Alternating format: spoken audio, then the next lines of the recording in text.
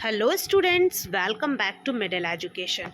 Students, यहाँ आपके सामने है क्लास 9th का मैथ्स सब्जेक्ट का मासिक मूल्यांकन माह अगस्त का टेस्ट। इस टेस्ट में आपका स्टैंडर्ड और बेसिक दोनों ही मैथ्स यहाँ पे इसी पेपर के अंदर हैं। अब यहाँ पे हम देखेंगे इसका जो समय है वो 1 घंटा है और पूर्णांक जो है वो है 20। तो इसमें मैं क्रमशः आपको सारे प्रश्न हल करवाऊंगी और उनका हल अच्छी तरीके से समझाऊंगी भी। वीडियो को ज़्यादा से ज़्यादा शेयर और लाइक करना ना भूलें और साथ में इसका जो PDF है वो आपको डिस्क्रिप्शन बॉक्स में लिंक पे जाके टच करके डाउनलोड कर लेना है। चलिए हम वीडियो को शुरू करते हैं। वीडियो को एंड तक देखते रहिए। पहला प्रश्न है वो है सही विकल्प का आपको चुनाव करना है। निम्नलिखित में से बहुपद नहीं है। इसका उत्तर हो जाएगा option number B, y + 2/y। उसके बाद फिर सेकंड वाला जो क्वेश्चन है वो है 32 के ऊपर 1/5 का मान है। इसका आंसर हो जाएगा ऑप्शन नंबर बी, 2। उसके बाद हम आते हैं रिक्त स्थानों की पूर्ति कीजिए। जो सही विकल्प थे वो आपके कितने नंबर के थे? वो थे 2 नंबर के, और जो रिक्त स्थान है वो भी आपके 2 नंबर के हैं। तो पहला खाली स्थान है बहुपद px = 4x - 3 का शून्यक है। तो इसका आंसर हो जाएगा 3/4। उसके बाद सभी परिमेय एवं अपरिमेय संख्याओं को एक साथ लेने पर वास्तविक संख्याओं का संग्रह प्राप्त होता है। यहाँ पे वास्तविक हो जाएगा दूसरे खाली स्थान में, ठीक है ना। तीसरे नंबर का जो प्रश्न है वो है सही जोड़ी मिलाइए।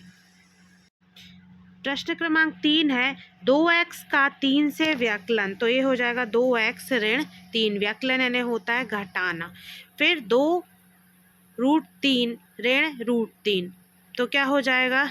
अकेला इसमें 2√3 में से 1√3 चला जाएगा तो 1√3 बचेगा। तो डी नंबर का, ठीक है। ये भी 2 नंबर का था। अब हम आगे बढ़ते देखते हैं प्रश्न क्रमांक 4। एक शब्द या एक वाक्य में उत्तर लिखना। 1 व 2 के बीच परिमेय संख्या लिखना है। 11/10, 12/10 और 13/10, ठीक है। उसके बाद देखते हैं दूसरा वाला है y = -2 के लिए बहुपद y² + 3y + 2। तो देखिए y² में यहाँ पे ऋण मान रखेंगे तो -2 के ऊपर 2 की घात धन 3, और यहाँ y की जगह पे क्या रख देंगे? -2 धन 2। तो ठीक है, इसको क्या हो जाएगा? ये 4 हो जाएगा, धन का 4, क्योंकि ऋण का ऋण में गुणा होगा। फिर धन यहाँ पे 3 दूनी 6, तो ये ऋण का 6 हो जाएगा, और यहाँ पे धन का 2 पहले से था। तो 4 और 2 6, तो 6 ऋण 6 बराबर कितना हो जाएगा? 0 हो जाएगा। अब उसके बाद फिर सत्य असत्य हम देख लेते हैं। प्रश्न क्रमांक 5 जो है वो आपका 2 अंकीय प्रश्न है। पहला जो है √3 को 2√3 से गुणा करने पर 6 प्राप्त होता है। ये जो है वो सत्य है। अपरिमेय संख्याओं का प्रसार अनवसानी तथा आवर्ती होता है, तो ये असत्य है। अब हम आगे बढ़ते हैं और देखते हैं प्रश्न क्रमांक 6। प्रश्न क्रमांक 6 2 अंक का है। 2x - y धन z पूरे का स्क्वायर का प्रसार कीजिए। देखिए ये है इसका हल। यहाँ पे आपको a धन b धन c पूरे का स्क्वायर के सूत्र से निकाल देना है। x का स्क्वायर धन y का स्क्वायर धन z का स्क्वायर 2xy धन 2yz धन 2zx। उसके बाद फिर यहाँ पे ये वाला जो है वो ABC की जगह ने XYZ का सूत्र ले लिया। अब यहाँ पे उसका मान के हिसाब से यहाँ पे क्या दिया हुआ है? 2x - y धन z। तो x की जगह पे क्या है? 2x। y की जगह पे क्या है? ऋण का y, मतलब यहाँ ऋण 1 का गुणा कहलाया, और z की जगह पे क्या है? z है। तो उसी के हिसाब से यहाँ पे जैसे x² तो ऋण 2x का स्क्वायर। क्यों? क्योंकि x बराबर क्या है? 2x, क्योंकि x की जगह पे 2x रखा है। तो ये बात आपको ध्यान रखना है। तो इसी तरीके से यहाँ पूरे मान रख दिए जाएंगे, और आखिरी में इन सब का गुणा करके, जैसे कि 2 दूनी 4, इस वाले कोष्टक को खोलेंगे 4x का वर्ग, इसको खोलेंगे तो ऋण और ऋण धन का हो जाएगा, तो धन का y का स्क्वायर। फिर ये z का स्क्वायर रहेगा। इसी तरीके से यहाँ भी इन पदों को हल कर लेंगे और आखिरी में इतना यहाँ पे उत्तर आ जाएगा। फिर अथवा में है बहुपद y स्क्वायर ऋण y ऋण 6 के शून्य ज्ञात कीजिए। यहाँ पे शून्य किस प्रकार दिया जाता है कि यहाँ पे ऋण 6 को इस तरफ लिख देंगे और बराबर शून्य कर देंगे। अब यहाँ पे गुणनखंड बनाने पे यहाँ पे ना x नहीं होगा, यहाँ y होगा दोनों जगह। 3y में से 2y को घटा देंगे तो कितना होगा, यहाँ पे 3y में से 2y घटेगा धन का y। ठीक है, तो धन के y को 3y ऋण 2y के रूप में लिख लिया है। उसके बाद यहाँ पे एक y को कॉमन लिया तो यहाँ y धन 3 हो जाएगा। फिर ऋण 2 को कॉमन लिया तो यहाँ भी y धन और ऋण 2 क्योंकि बाहर आ गया तो यहाँ धन का 3 हो जाएगा। ठीक है, 6 की जगह पे क्योंकि 2 तो बाहर चला गया यहाँ ये। ठीक है, यहाँ पे y है, जहाँ जहाँ x दिख रहा वहाँ वहाँ y कर लीजिए। फिर उसके बाद यहाँ पे कितना होगा, y ऋण 2 और y धन 3 बराबर 0। तो ये हो गए इसके शून्यक। प्रश्न क्रमांक 7 में है 16 की घात 3/4 का मान ज्ञात कीजिए। तो ये देखिए यहाँ पे आपको 4 चौके 16 के रूप में इसको लिख लेना है। तो 4 की घात 2 की घात 3/4। अब यहाँ 2 से 4 कट जाएगा तो 3/2 आ जाएगा। अब इसको फिर से 2 दूनी 4 के रूप में 2 की घात 2 लिख लेंगे। फिर 2 से 2 घात कट जाएगी तो 2 की घात कितना आ जाएगा, यहाँ 3। तो 2 गुणा 2 गुणा 2 मतलब कि 8। तो उत्तर कितना हो जाएगा, यहाँ पे 8 हो जाएगा। हमें देख लेंगे 7 के ऊपर 1/5 की घात बटे 7 के ऊपर 1/3 की घात को सरल कीजिए। तो ये देखिए इसको इस तरीके से लिखने के बाद क्योंकि ये घात जो है वो ऊपर आएगी यदि तो ये ऋण में हो जाएगी, तो इसलिए यहाँ पे हम 1/5 में से 1/3 को घटा देंगे। ठीक है, जब घातों को घटाएंगे यहाँ लघुत्तम लेंगे तो यहाँ पे इतना मान आ जाएगा। तो ये 7 के ऊपर रहेगा।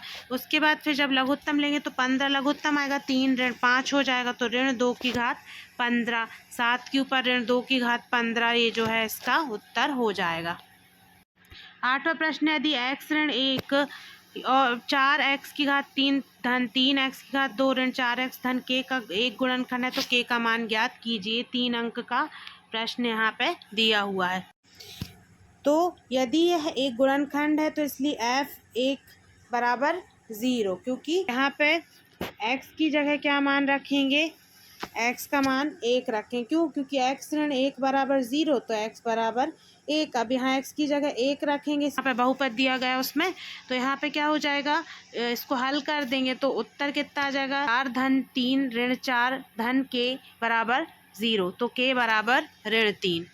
फिर उसका जो अथवा है वो है घनाभ जिसका आयतन 3x की 2 की घात ऋण 12x है। इसकी विमाओं के लिए संभव व्यंजक क्या है। तो देखिए घनाभ का आयतन यहाँ पे दिया गया है, लंबाई गुणित चौड़ाई गुणित ऊंचाई। तो हमारे पास है 3x स्क्वायर ऋण 12x। 3x यहाँ पे कॉमन ले लिया है तो 3x यहाँ पे कॉमन लेने के बाद यहाँ से क्या बचेगा, x ऋण 4। घनाभ के जो संभावित आयाम है वो है 3 और यहाँ पे देखिए 3x और यहाँ x हो जाएगा 3x और x ऋण 4। 9वां प्रश्न ये भी 3 अंक का है।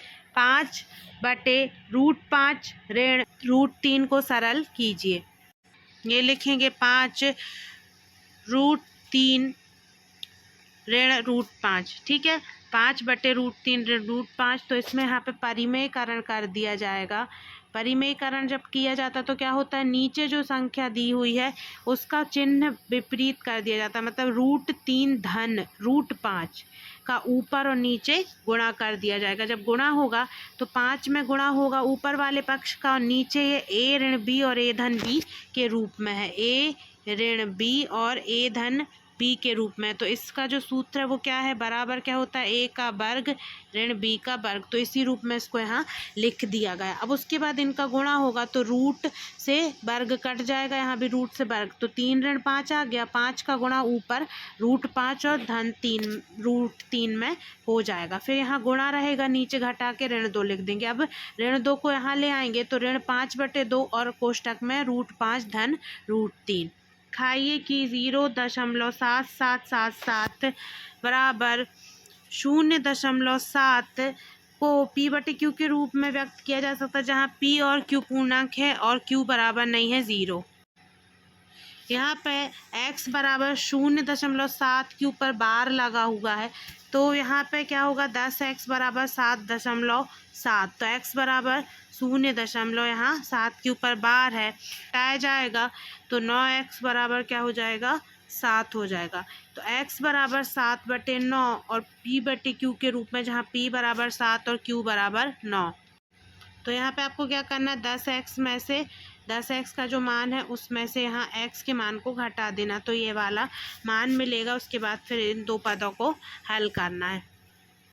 तो ये था आपका मैथ्स का पेपर और इसका फुल सॉल्यूशन मैंने आपको बता दिया है। पीडीएफ आपको डिस्क्रिप्शन बॉक्स से डाउनलोड कर लेना है।